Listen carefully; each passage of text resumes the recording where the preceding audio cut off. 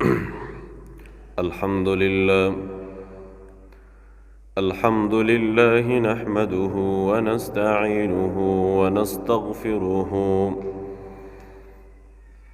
ونؤمن به ونتوكل عليه ونعوذ بالله من شرور أنفسنا ومن سيئات أعمالنا من يهده الله فلا مضل له ومن يضلله فلا هادي له ونشهد أن لا إله إلا الله وحده لا شريك له ونشهد أن محمدًا عبده ورسوله. قال الله تبارك وتعالى: والنجم إذا هوى ما ضل صاحبكم وما غوى وما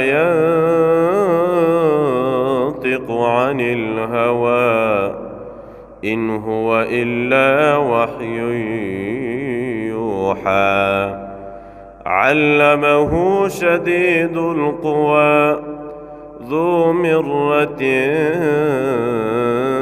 فاستوى وهو بالأفق الأعلى. إن الله وملائكته يصلون على النبي يا أيها الذين آمنوا صلوا عليه وسلموا تسليما.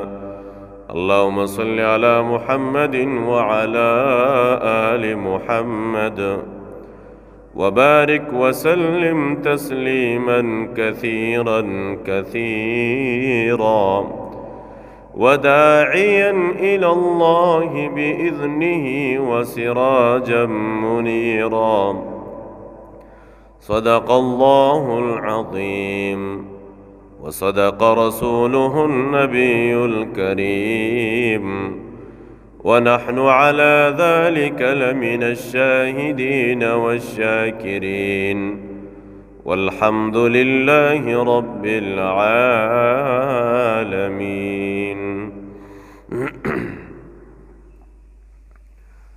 زماد الدين اسلام عزت مندو مسرانو،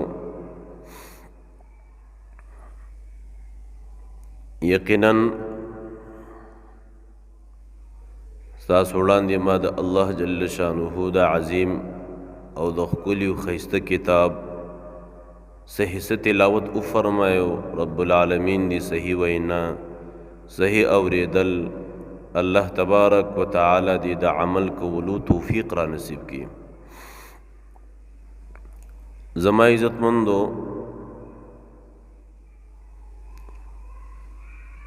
یوش صفات داسی دی 21 صفات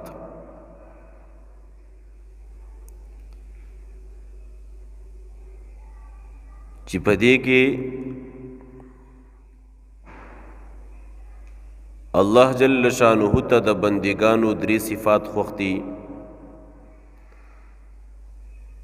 په دې کې د جناب محمد رسول الله صلی الله تعالی علیه وسلم 3 صفات خوښتي. د ابوبکر صدیق رضی الله تعالی عنہ هم 3 صفات سره محبت ته. د غشانتی د حضرت عمر رضی الله تعالی عنہ، د حضرت عثمان رضی الله تعالی عنہ، د حضرت علی رضی الله تعالی عنہ او د غشانتی د جبرئیل علیه السلام هم 3 صفات دا خوښتي. دی باندې به ان شاء الله بیان کوم. حافظ ابن حجر رحمه الله منبهات کی لیکلی دی، یووارے نبی اکرم صلی اللہ علیہ وسلم د صحابہ کرام سره ناستو تشریف فرماو.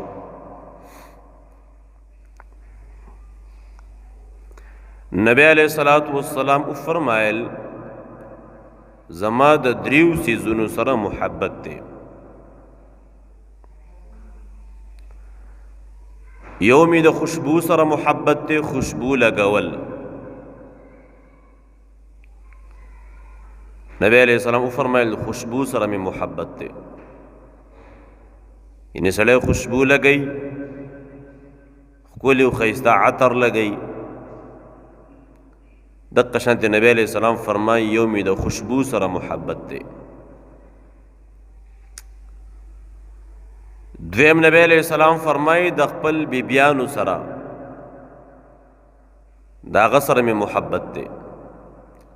او دا حقیقت تو چې حضور صلی الله علیه وسلم د خپل بیبیانو سره ډېر محبت کړي. د نبی علیہ الصلوۃ والسلام بیبیانو کې یو بیبی ده، دا غلم د حضرت عائشہ رضی الله تعالی عنها، ډېر لوی شان والا صحابیه وه، امهات المؤمنین، د مؤمنانو مور وه او د حضور صلی الله علیه وسلم بیبی وه. دومره لوی شان والا فرمایي چې کله په یوسف علیه السلام باندې الزام او بهتان ولګېد، نو د یوسف علیه السلام صفائی چې کم ماشوم په زانګو کې و هغه د دې صفائی بیان کړله چې یوسف علیه السلام ته ګناه نشته.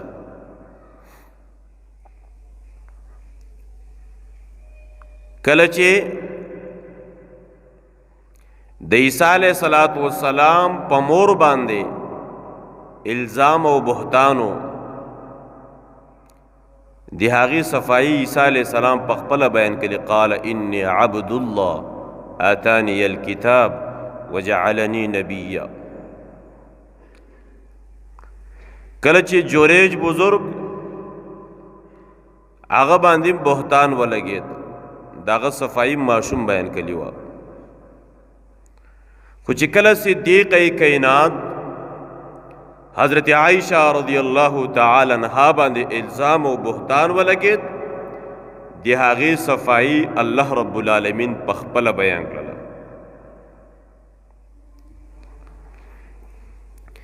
یو ځل نبی علیہ السلام حضرت عائشې ته فرمایي عائشې راځه دواړه منډه ووهو. نو چې کله نبی علیہ السلام او حضرت عائشہ رضی الله عنها منډه شروع کړله، حضرت عائشہ رضی اللہ عنہا د نبی علیہ السلام نه مخکې شوه. دې کې څه وخت تیر شو، نبی علیہ السلام ورته وایي حضرت عائشې ته عائشې بې منډه نه وهو، چې بې منډه شروع کړله. چې منډه شروع کړله نو نبی علیہ السلام ته مخکې شو. نو نبی علیہ السلام حضرت عائشې ته فرمایي اے عائشې تلک بتلک، معنی دا چې بدل می د نه واغېستو. نو نبی علیہ السلام وی اولنې محبت می د خوشبو سره دی، او دویم محبت د خپل ښځې او د خپل بیبیانو سره دی،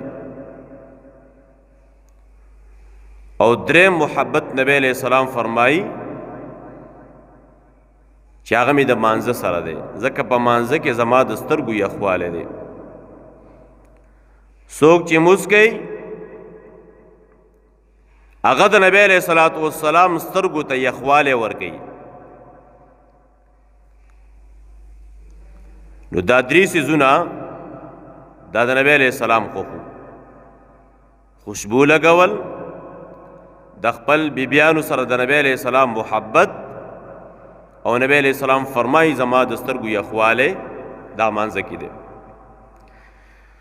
او زما عزتمندو یو سړی مونځ نه کوي، ظاهره خبره ده چې دی الله خفه کوي. یو سړی مونځ نه کوي، د هغې په زندګۍ کې برکت به د کوم طرفه راشي. یو سړی مونځ نه کوي، د هغې رزق کې به د کوم طرفه برکت راشي.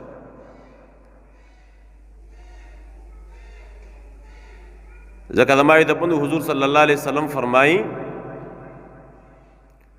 الصلاة عماد الدین. نبی علیہ السلام فرمایي مونځ د دین ستن ده. لکه څنګه چې په آبادۍ کې د ستن کم حیثیت دی دقه شانتې په اسلام کې د مزم دقه شانتې حیثیت دی. نو نبی علیہ السلام فرمایي د دې دریو څیزونو سره زما محبت دی. دې کې ابوبکر صدیق رضی الله تعالی عنہ فرمایل صدقت یا رسول الله، الله نبی ته رښتیا خبره وکړه، زمام د دریو څیزونو سره ډېر محبت دی. ابوبکر صدیق رضی الله تعالی عنہ فرمایل یو دا ستاسو مخ مبارک تا قتل، ستاسو مخ مبارک تا قتل، ځکه زما د پندو د حضور صلی الله علیه وسلم ته الله خایس ورکړو، الله وته حسن ورکړو. ګوره یو حسین دی یو وسیم دی. حسین دی ته ویل کېږي چې د لرې ځای نه ښایسته په نظر راځي. وسیم دی ته ویل کېږي چې هر اندام ته ګورې هر اندام ښایسته دی. د نبی علیہ السلام سترګې مبارک، د نبی علیہ السلام مخ مبارک، د نبی علیہ السلام تندی مبارک، ټول ښایسته و. ځکه د نبی علیہ السلام د جسم نه به چې کومه خوله روانه شول دې خولې به هم د عطرو نه زیات ښایسته ښکلی بوی کوو. حضرت جابر رضی الله تعالی عنہ فرمایي یو ځل د نبی علیہ السلام مخې ته ناست وم، د څوارلسمې سپوږمۍ راختلې ده. یو ځل مې نبی علیہ السلام ته وکتل، یو ځل مې سپوږمۍ ته وکتله. وایي ما وی چې دا سپوږمۍ زیاته ښایسته ده که رسول الله زیات ښایسته دی؟ بیا مې سپوږمۍ ته وکتل، بیا مې رسول الله ته وکتله. څه وایي؟ په الله مې دې قسم مې د څوارلسمې د سپوږمۍ نه زیات رسول الله ښایسته دی صلی الله علیه وسلم. نو ابوبکر صدیق رضی الله تعالی عنہ فرمایي د دریو څیزونو سره زما محبت دی. یو ستاسو مخ مبارک ته قتل، مولا بیلدیګر سے به وی نور الله مرقده، داغه خبرې خو ټولې عجیبه وي. هغه وی کله ناکله ویم که د ابو جهل په دې زمانه کې ژوندی وی نو ما به د ابو جهل سترګې ښکل کړې وی، او کله ناکله ویم که ابو جهل په دې زمانه کې ژوندی وی نو ما به په کاڼو باندې ویشتی وی. دې خبرې مقصد څه دی؟ خبرې مقصد دا دی چې د ابو جهل مې ځکه سترګې ښکل کړی وی چې دی ابو جهل په دې سترګو باندې رسول الله لیدلی و صلی الله علیه وسلم، او ویم چې په کاڼو باندې وولم دا ځکه ویم چې دې بدبخت رسول الله ته تکلیف ورکړی و.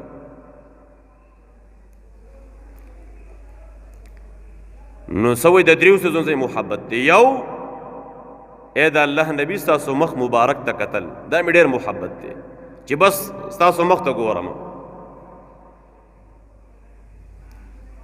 دویم چې زه ټول خپل مال راوالم او په تاسو باندې خرچه کړم، او دا حقیقتو ابوبکر صدیق رضی الله تعالی عنہ هغه شخصیت دی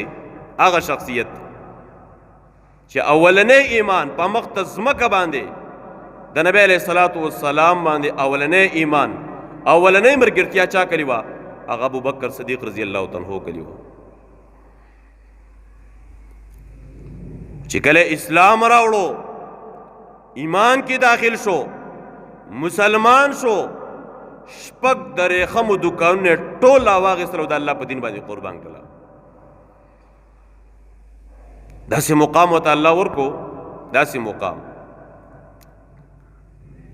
حضرت عمر رضی الله تعالی عنہ ته فرمایي یو ځل ابوبکره ستا هغه شپه چې کومه شپه د نبی علیہ السلام سره تا غار حرا کې تېره کړې ده، غار سور کې، دغه شپه مال راکا، د دغه شپې ثواب مال راکا، او زما چې څومره نیک اعمال دي هغه ټول تواله او د دغه شپې ثواب مال راکا. ابوبکر صدیق رضی الله تعالی عنہ فرمایي نه،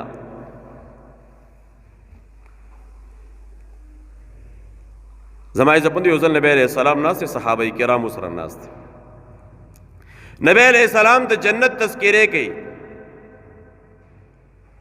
جنت کې باته دروازې. ابو بکر صدیق رضی اللہ عنہ وتوی د الله نبی ایستا امت کې داسې څوک شته چې د جنت اتوانه دروازې هغه ته کولاوي او اتوانه دروازې وته د مرحبا आवाज ورکي. نبی علیہ السلام تو فرمائے نعم وارجو ان تكون منهم. ابو بکر زما امید ده چې د جنت اتوانه دروازې به تا ته مرحبا आवाज درکي. دا ابو بکر صدیق رضی اللہ عنہ. ابو بکر صدیق رضی اللہ عنہ فرمائے درې سيزونه زمام خوختي، د دریو سيزونو سره زما محبت هم ده. یو دا چې ټول مال پتا سو باندې خرچ کړم، دویم دا ستاسو مخ مبارک ته قتل، او دریم دا چې زما لور ستا په نکاح کې ده. حضرت عائشہ رضی اللہ عنہا د ابو بکر صدیق رضی اللہ عنہ لور وا. یعنی په دې باندې زه ډېر زیات خوشاله ما چې زما لور هغه ستا په نکاح کې ده. دې کې حضرت عمر رضی اللہ عنہ ناسو. حضرت عمر رضی اللہ عنہ او تام رښتیا خبره وکړه، تام رښتیا وې زمام د دریو سيزونو سره محبت ده، زما هم د دریو سيزونو سره محبت ده. یو امر بالمعروف، خلق الله دین طرف تراوستل. دویم خلق د بدون منی کول. ځکه د مای د پوندو دا بهترین امت ده، او دی امت ته چې د بهترین امت لقب او صفت میلاو ده، دا صرف او صرف په دې وجه باندې چې تیر امتونو ته دین میلاو شوی، خو د دین مهنت ورته نو میلاو شوی. بس د پیغمبر پورې دینو چې هغه بلاړو بل پیغمبر به الله راولېږو. لیکن زما د پوندو د دواړو جهانو سردار محمد مصطفی صلی الله تعالی علیه وسلم داسې امت وته الله ورکو عزتمندو، چې داسې قرآن وته الله ورکو، داسې قرآن چې داسې معجزه وته الله ورکړه چې د قیامت د سبا پورې هم دا معجزه ژوندۍ. دا څومره بهترین امت دی. د دې امت د بهتروالي پته به د قیامت په ورځ پته لګي. مشکات شریف کې حدیث دی، الله تبارک وتعالی با نوح علیہ الصلوۃ والسلام ته فرمای اے نوح تا خپل قوم ته دعوت ورکړو. الله ما ورکړو. رب العالمین با د هغې د قوم او د امت نه الله تپوس وکي تاسو نوح علیہ السلام دعوت درکړی که نه درکړی؟ دا دومره بدبخت خلق او دومره بدبخت خلق دی چې دو به جواب کې الله ته وایي چې الله دا دروغ وایي، لکه څنګه چې په دنیا کې به وي وَإِنَّا لَنَظُنُّكَ مِنَ الْكَاذِبِينَ، دغه شان د آخرت کې به هم دا خبره کوي. اوس الله رب العالمین علیم بذات الصدور دی، من حبل الورید ذات دی، اوس د الله نه څه پټ بنا دی. لیکن د دې باوجود رب العالمین به نوح علیہ السلام ته وایي اے نوح دا ته کومه خبره کوې؟ ستا د امت او ستا د قوم کومه خبره کوي؟ تا سره په دې باندې څه دلیل دی؟ نو خبره دلیل سره مضبوطیږي. نوح علیہ السلام به وایي زما سره دلیل دی جناب محمد رسول الله صلی الله علیه وسلم. او د قرآن دا آیات وګوره وَكَذَلِكَ جَعَلْنَاكُمْ أُمَّةً وَسَطًا لِتَكُونُوا شُهَدَاءَ عَلَى النَّاسِ وَيَكُونَ الرَّسُولُ عَلَيْكُمْ شَهِيدًا. یوازې نبی علیہ السلام به گواهی نه ورکوي، د نبی علیہ السلام امت هم گواهی ورکوي. و زما د پوندو تاسو نه تپوس کوم، مونږ تاسو چې قرآن ناوالو د ابراهیم علیہ السلام واقع قرآن کې شته که نشته؟ زما د پوندو د نوح علیہ السلام واقع قرآن کې شته که نه؟ د سمودیانو د عادیانو واقعیت قرآن مجید کې موجود دي که نه دي موجود؟ و زما د پوندو دا دومره بهترین امت دی. نو یو وی امر بالمعروف د عمر رضی الله تعالی عنہ دا عمل ډیر خوښ دی چې خلک الله دین طرف ته رابلل. دویم خلک د بدونه منی کول.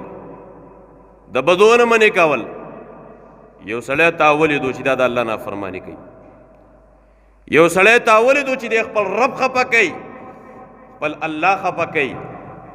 حدیث کې راځي من رأى منکم منکرا فلیغیره بیده. د لاسو طاقت نشته په ځان دی یقین دی د دعوت نه مخکې په لاس په طاقت باندې منی کا. که لاس طاقت تی نشتا فبلسانه دعوت ورکا مکو د الله بنده دا خود الله نافرمانی دا الله پی خفه کیږي الله پی ناراضه کیږي دعوت ورکا. دعوت ولم نشي ورکوله فبقلبه دې کوم ګناه کې چې دې مبتلا ده دا په دې خپل زړه کې بد ګڼل دا ګناه په دې زړه کې بد ګڼل. رسول الله فرمایي وذلک اضعف الایمان دا د ایمان کمزوری درجه ده. الله دې کمه پیشه معاف کی مو خو پزله کې بد ګڼلم ډېر ګرانه خبره ده. مو خو سره ګناه کې شریک یو دیو جبان دي عزت مند هغه وی یو خلق د بدونه منی کول او دا خبره کول چې یاره بس د هر شړي خپل قبر دی او د هر شړي خپل عمل دی. نه ته د نبی علیہ السلام امتی ستا فکر او غم او درد به د نبی علیہ السلام په شان دي. څنګه چې نبی علیہ الصلوۃ والسلام د خپل امت لپاره جړلی دغه فکر به تم ساتي. دا عالمی امت ته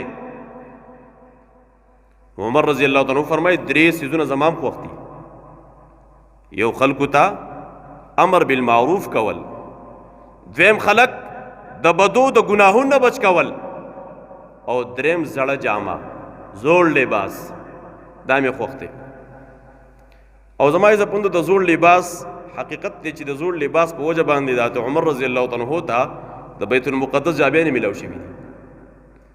بیت المقدس بغیر د جنگا د عمر رضی الله تعالی عنہ ته جابې نه ملو شي دي او هغه چې زیات وګوري هغه د زوړ لباس ته وجینا. هغه څنګه کله چې حضرت عمر رضی الله تعالی عنہ روان شو او بیت المقدس ته راتلو فلسطین ته، نو لاره کې مسلمانانو وی چې بس زمونږه امیر او مشر را روان دي، امیر المؤمنین نه روان دي، نو راځه د هغه د استقبال د پاره به خلی باس بوله تیار کو، خسور لیبو ته تیار کو. چې کله هغه راورسېدو خپل لباس یې درکو، خلی لباس یې واغوستو او خسور لیوه ته میلاو شوه. د عمر رضی الله تعالی عنہ چې کله په دې سورلی باندې کېناستو د سورلی د خوله داسې پورته کړله، د عمر رضی الله تعالی عنہ ته پته ولګېدله بس وایي زما واپس خپله سورلی راولئ، هغه زړه سورلی مې راولئ او زما هغه لباس هغه م راوړئ.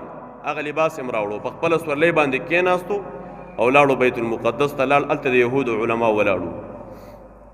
چې کله دې ور ورسېدو نو دو هغه ورته وی انت عمر، ته عمر یې؟ هغه وی انا عمر رضی الله تعالی عنہ، زه عمر یم.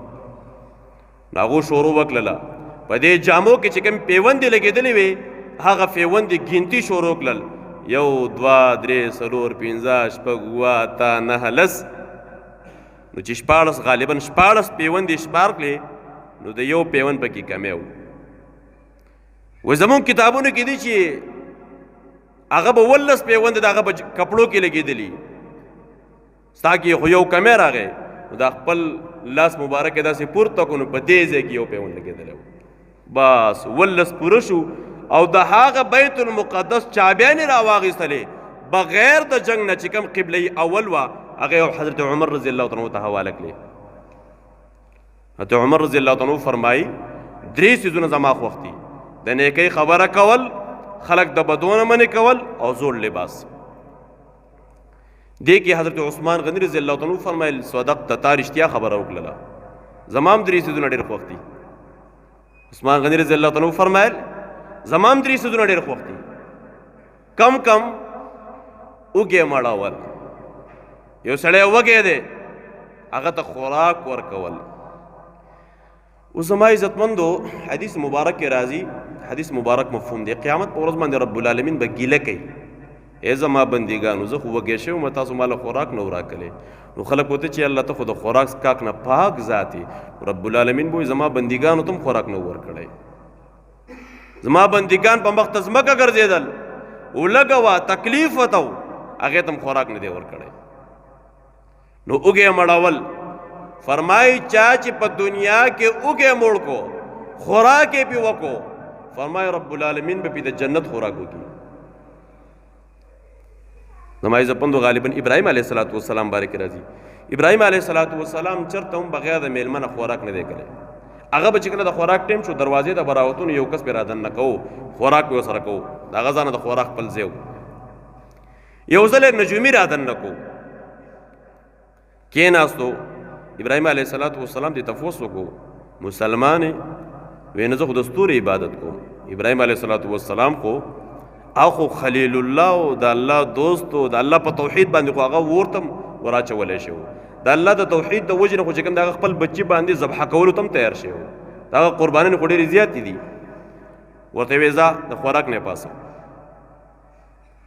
زما عزتمندو الله رب العالمین ورته وحي راولېږله ای ابراهیم علیه السلام دا صرف ستا د یو ټیم میلمه شو په دې دونه زندګۍ کې تا ورته خوراک ورنه کو زما عبادت نه کوي دستور عبادت کې خو ما په دې باندې رزق نه دی بند کړی خوراک ورته ورکوم ابراهیم علیه السلام پسې شاته منډې وي واپس یې راولي نو اوګې مړول فرمایي چا چې د میلمه قدر وکړو من حدیث کې راځي من کان یؤمن بالله والیوم الاخر فلیکرم ضیفه څوک چې په الله ایمان لري په ورځ د آخرت ایمان لري هغه د میلمه قدر کوي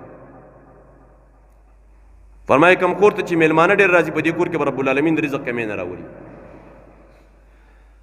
نو هغه څه وایي اوږې مړول یو مې دا خوښه ده دویم بربنډه ته لباس ورکول یو سړی د هغې لباس نشته عثمان غني رضی الله عنه فرمایي زما د دې خبرې سره محبت دی چې هغې ته لباس ورکم فرمایي په دنیا کې چې چاته چا لباس ورکو لباس واغستو رب العالمین مولا په جنت کې بهترین لباس ورکی او عثمان غنی رضی الله تعالی عنہ و غنی و سخیو پای خو الله رب العالمین ډیر صفات خو دیو دومره غنی او دومره چې کله مسلمانان مدینه منوره ته لاړل الته یو کویو او هغه کوی داغه وبخوږي وي او هغه کوی د يهوديانو کویو په دې مسلمانان چې کله اول کې مدینه منوره ته لاړل په دې مسلمانانو به دا وبډې ګرانې خرڅولې عثمان غنی رضی الله تعالی په هغه زمانه کې راولګېدو او تقریبا په 20,000 دراهم باندې دا کوی واغستو دقه کوی او هغه کوی وسمشته د عثمان غنی رضی الله تعالی په نوم باندې بیر عثمان د عثمان غنی رضی الله تعالی په نوم باندې کوی وسمشته او اعلان وکړ چې بس دا وقف ته راځي د دین او بچ کم د استعماله وي عثمان غنی رضی الله تعالی الله پاک ډېر لوی سخاوت ورکړو ډېر لوی سخاوت هغه سوی یو اوګه مړول او دویم بربنډه ته لباس ورکول دریم به کم سیس وخت د قران شریف تلاوت کول د قران مجید تلاوت کول عزتمند ډېر خلک داسې دي چې قران ویلې د الله دې کمې پېښې معاف کی کالو سر قران نه واندري حالانکه کم سړی چې وای چې یار زه په دروغ کې خپل ژوندۍ تیروم دروغ وایم او د دروغ نه ناوړم علماء لیکي دا غي د پاره ساده وظیفه درچ د قران تلاوت کوي کم سړی چې د قران تلاوت کثرت سره کوي رب العالمین به دروغ نه بچ کوي او دروغ گناه کبیره ده دا د قران صفت ده او دا حقیقت چې د قران سره څومره محبت دومره محبت یو چې کم ټیم کې دغه باغیان خلک د عثمان غنی رضی الله تعالی د کور نه چاپېره شو او دای چې کله شهید کوو عثمان غنی رضی الله تعالی په کور چې کله دور ادن نشولا عثمان غنی رضی الله تعالی فورا مانځه باندې ودرېدو د قران تلاوت یې شروع فورا په دې کې یو ظالم راغی د دې مړی نه ونیو نو دې ځان تخلاصو په دې لاس ول غزار ورکو دا لاس ول اوالو په توره باندې دا لاس تخکته ولیدو زما عزت مندو په دغه موقع باندې بل بدبخت راغه په دې خېټه کې ولتور وردن نکلل. عثمان غنی رضی الله تعالی عنہ تلاوت شروع کو صبغۃ الله ومن احسن من الله صبغۃ ونحن له عابدون. زما د پندو لاندې ویلي پرتی وي په وینو کې ککړ پروتو لیکن داغه زبان د قران په تلاوت باندې داغه زبان د الله عظیم په کتاب په تلاوت باندې. هغه عثمان غنی رضی الله تعالی عنہ فرمایي زمام د دریو سيزونو سره محبت ته یو اوګه ته خوراک ورکول، دویم بربند ته لباس ورکول د چا لباس نشتا، او دریم د قران مجید تلاوت کول. دې کې حضرت علی رضی الله تعالی عنہ صدقت و ایتام رښتیا خبره وکړه. ګور دا یو مجلس دی، یو محفل لګیدل دی، نبی علیہ السلام پکې ناس دي، صحابه ناس دي. علی رضی الله تعالی عنہ فرمایل زمام درې سيزونه وختي، زمام درې سيزونه وختي. یو د هغې نه دا چې د غریب سره محبت ساتل، ورک شوي ته لار ښودل، د چا نه لار ورک شوي ده هغې ته لار ښودل. او دویم په ګرمۍ کې روژه نیول، په ګرمۍ کې روژه نیول دا یې محبت و. حضرت علی رضی الله تعالی عنہ فرمایي د دریو سيزونو سره زما محبت دی. یو اول د هغې نه دا دی د میلمه قدر کول، د میلمه قدر عزت احترام کول. او دویم په ګرمۍ کې روژه نیول، ځکه زما د پندو ګرمي ده، موسم ګرم دی، تنده لګېدلې ده، وجود ته تکلیف دی.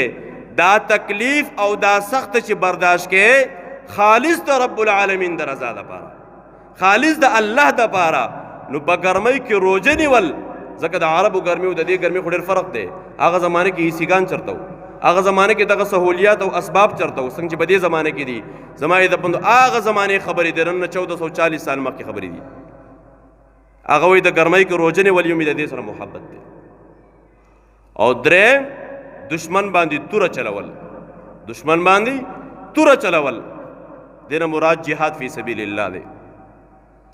زما د پندو جهاد دا د نبی علیه الصلاۃ والسلام د عملونو یو عمل دی.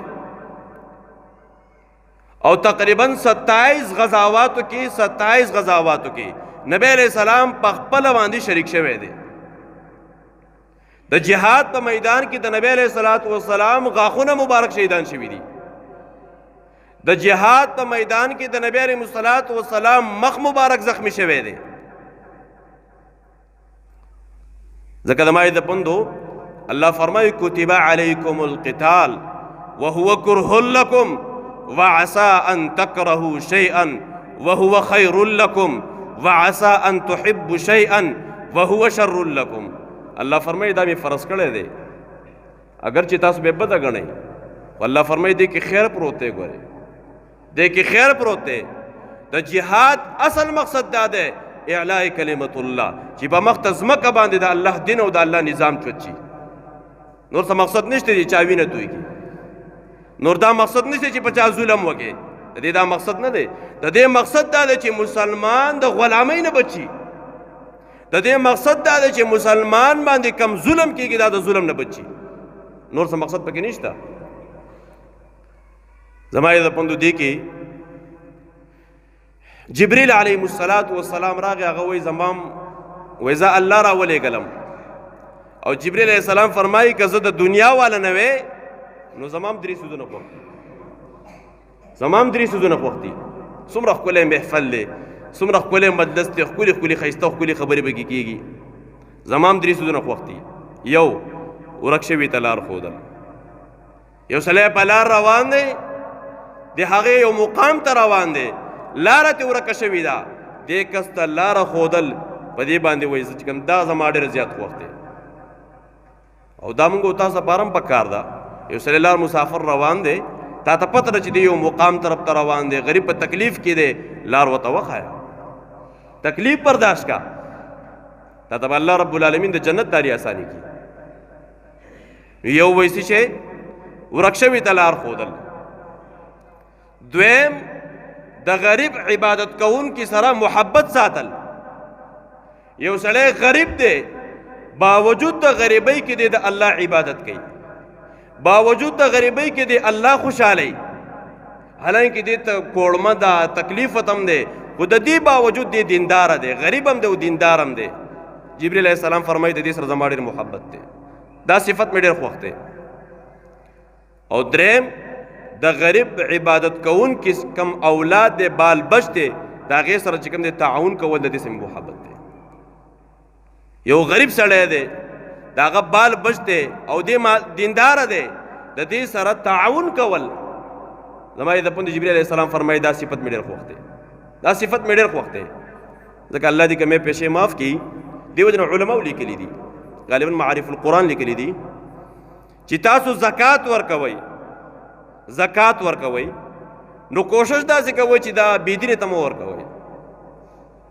ځکه ستا د دغې زکات پیسې ستا به غاړه ازاده شي، خو ستا د دغې زکات پیسې به هغه راوالي او د ګمراهۍ څیز به پې والي.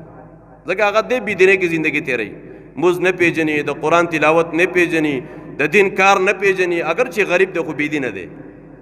الله رب العالمین خو د چا مالداري او غریب ته نه ګوري، الله پاک دیندارۍ ته ګوري.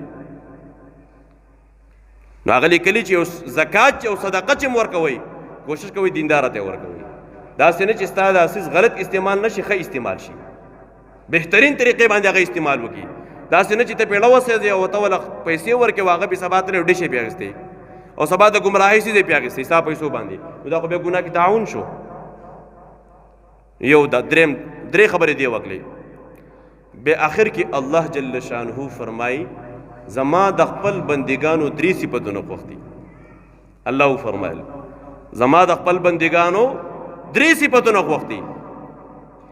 یو څه شی د خپل وس مطابق د الله په لار کې د خپل جان او د مال قرباني ورکول، د الله په لار کې د خپل وس مطابق د مال قرباني ورکول یا د جان قرباني ورکول، دا الله ته ډېر خوښ دی.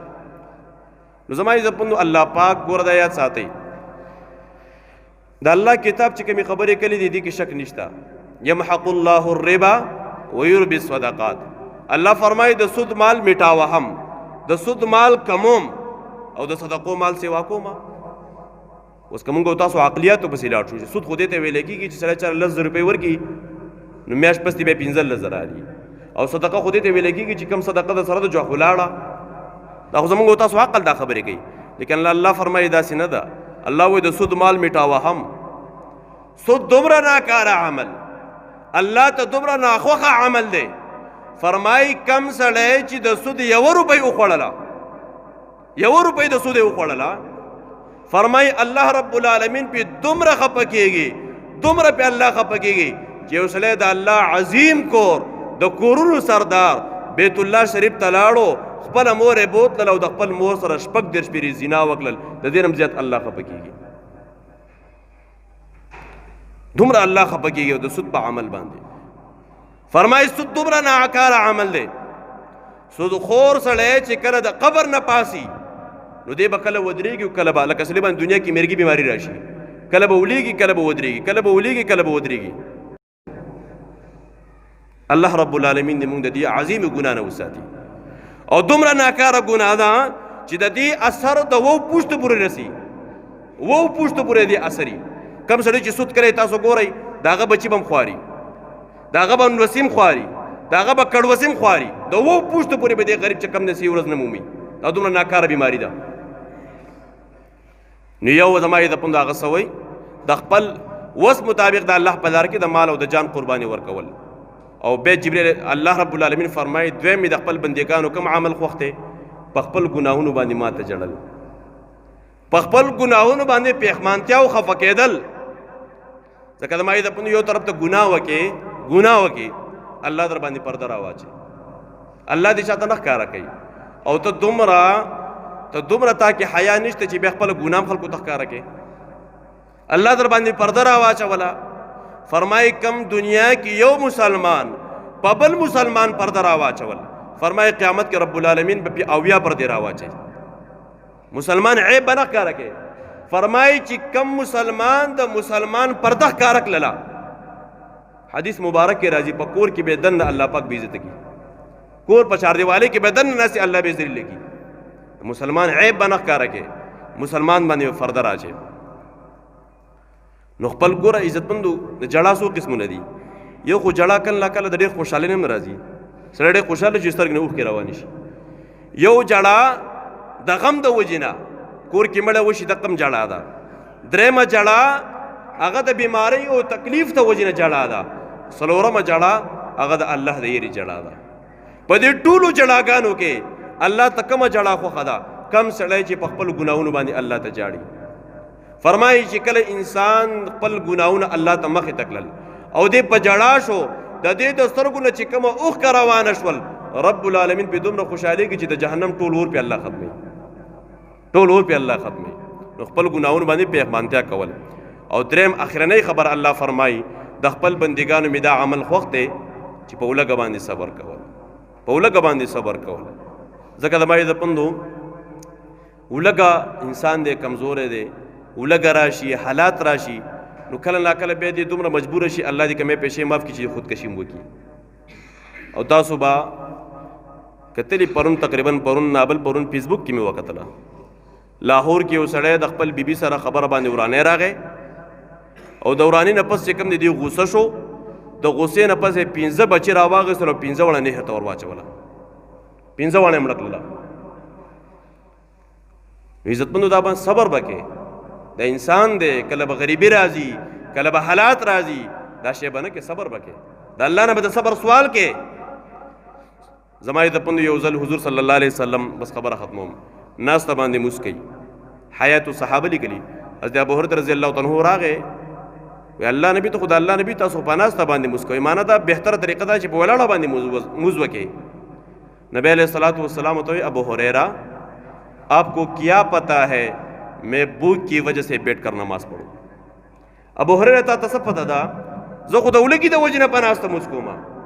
حضرت ابو هريره رضی الله تعالی عنہ په جړا شو، نبی علیہ السلام ته فرمایا ابو هريره مت رو، مه جاړه. کم سړی چې په دنیا کې د الله د دین دپاره ولږه برداشت کړله، د قیامت په ورځ باندې رب العالمین به سره آسان حساب کتاب وکړي. زما د پندو دا تقریبا 21 صفات ما ذکر کړل چې 3 پکې د نبی علیہ السلام خوښو، 3 پکې د ابوبکر صدیق رضی الله تعالی عنہ خوښو، 3 پکې د حضرت عمر رضی الله تعالی عنہ خوښو، 3 صفات پکې د حضرت علی رضی الله تعالی عنہ خوښو، 3 صفات پکې د عثمان غنی رضی الله تعالی عنہ خوښو، 3 صفات پکې د جبرئیل علیه السلام خوښو، 3 صفات پکې د الله رب العالمین خوښو. الله رب العالمین موږ او تاسو کې دا ټول صفات پیدا کړي. سنه صفات د الله رب العالمین موږ تاسو دي صفاتو کې د الله پاک زموږ تاسو حصہ وکي. رب العالمین دې عمل کولو توفیق راکړي. واخر دعوانا الحمدلله رب العالمین. الله خوشاله کې زموږ عمر ګر راغله دي، موږ بخیر نن د جمعه چانده پریدو د وسکه کې زموږ نږدې د غزي کې جمعه جوړيږي، نوې جمعه روان شوه دي او هغه د تعاون د پار راغله دي. نو خیر دا ټول جمعهونه د الله کور نه دي، کله به د خپل د پاره کو، کله به د بل د پاره کو، دا ټول د الله کور نه دي. نو ان شاء الله مانځنه پس با اغل تصادرګي خور کړي چې موږ تاسو سره ان شاء الله د خپل وس مطابق تعاون وکړو. الله دې عمل کولو توفیق راکړي. الله ګناونه معاف کړي، الله د ټول عالم ګناونه معاف کړي. سمې سمور الله د عمل کولو توفیق نصیب کړي. الله زموږ ژوندۍ عملي جوړ کړي. الله عمل کې اخلاص پیدا کړي. دا کم صفات چې الله ذکر شو، الله دا صفات مونږ کې پیدا کړي. الله دا صفات کې سنه سه حصہ الله پاک مونږ ته نصیب کړي. اخر وخت د افاق او عظیم کلمه نصیب کړي. لا اله الا الله.